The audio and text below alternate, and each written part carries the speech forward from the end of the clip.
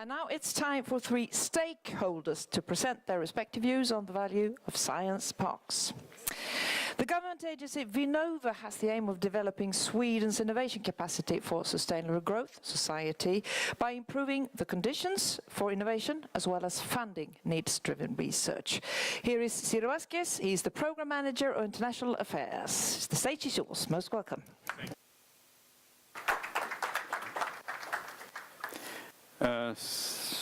Thank you so much for inviting me to this opportunity, meeting so many friends in one place.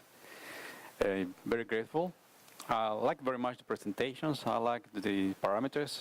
Even if I'm a mathematician background, I always wonder how much do you get after you got these parameters, because you never know if it's your work that did the difference, that helped you to sell more. Is that? Well, somebody needs to research on that. I like very much my friend Pontus' presentation, not because he said that we have maybe a phobia when we met the companies, but I hope that this only a few money is enough to make a difference, and that maybe we have. I have a technical problem because the first slide that I should have here, it couldn't be shown. I don't know why. It works in my computer, but it doesn't work here. The first slide was about showing that something you already know, actually. The world is changing. You know it. We are not so rich anymore. That's the bad news. But there are a lot of people that become richer. And that's the good news, because these are the people that are going to buy your products and your services. And something that you need to think about is from McKinsey, is that you not only need to adapt the products you have developed for a developed market, you need to go abroad, meet the people, those that have the needs. So talk to them, so you will know what you need to produce together with them. It's not only to selling that you did before for the developed market. You need to work together with them, and SAB is a very good example of it. I'm very happy to see that SAB is going to collaborate with Brazil in the development of the next generation plans. It's an excellent opportunity for Brazil and from Sweden. A key for succeed in the future. So all these guys, they all know that innovation is very important. That's the reason I'm working for an innovation agency, Vinnova. You can see that the former president of China and Dilma, the actual president in Brazil, and Obama, all of them point out how important is innovation for growth of the economy, for the welfare in their own countries. So that's not a surprise, yes? But how you start to innovate? Actually, probably making a copy. But who doesn't it? They did it the same in Japan for many years ago. Some years ago they did it in South Korea, but take a look now. And they're doing China, okay, but who thought about China and the automotive industry by the year of 2000? Nobody. Should we have partnerships with Chinese companies in the automotive industry? No way. And now they are in the driving force. 14 years after that. That happens now. So the consensus says yes, innovation. That's the background for sustainable and competitiveness. So that's a good question. Who and what's driving innovation now? Well, we know this guy. I worked for this company before, selling mobile systems worldwide, Ericsson. What is going to happen tomorrow? Well, it will be maybe the Communist Party in China.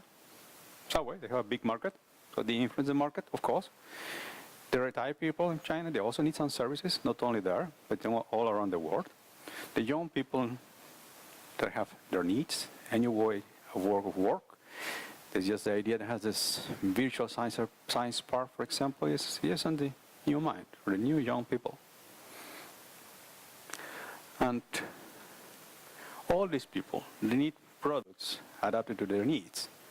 So, of course, you can have very good products for the developed or rich market, but a huge market is growing up there in India, China, Brazil, all the countries of Latin America.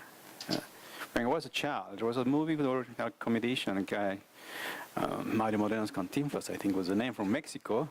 It was a big meeting with the people of the United Nations, and they were how they can collaborate with the poor countries. Some countries were proposing to give furniture to the poor people, other kitchens, other refrigerators. But he went up and talked to the people about, okay, refrigerator for what? They need food to put in the refrigerator first. So you need to think about it. Yes, it's not only to take your expensive, very high-tech rice to the developing countries. You need to really do something with them. You can see it's only for $45 for this, 10 times cheaper than the others.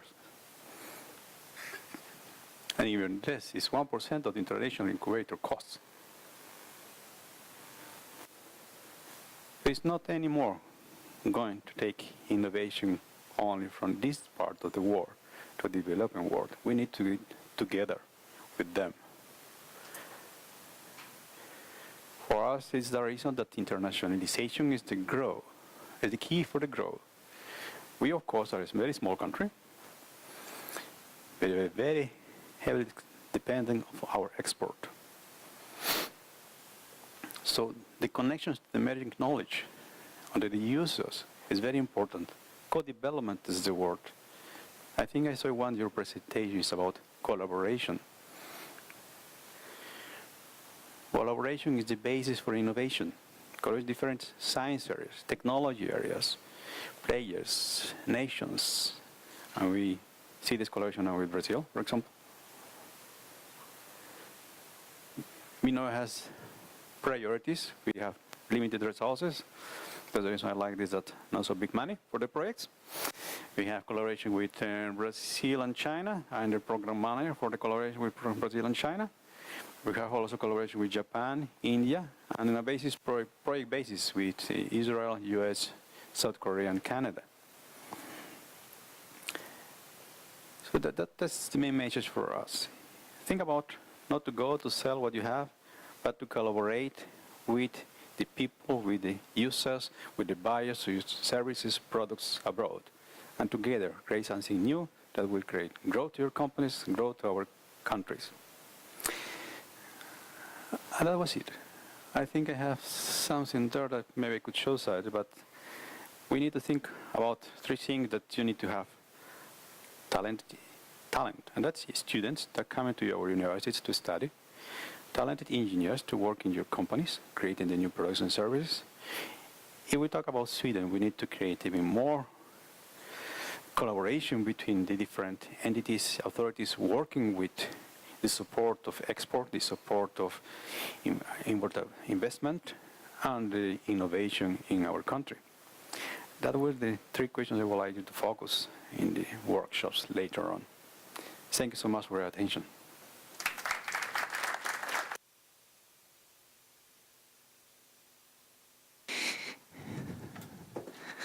Thank you, and your three suggestions were also posted on the screen for further input and inspiration later on. Internationalization was the runner-up during our brief poll earlier this morning. As for challenges for science parks, number one was commercialization, but the second one close by, internationalization. And of course, this puts certain and high demands on the science park to establish and maintain good relations and expansion as well.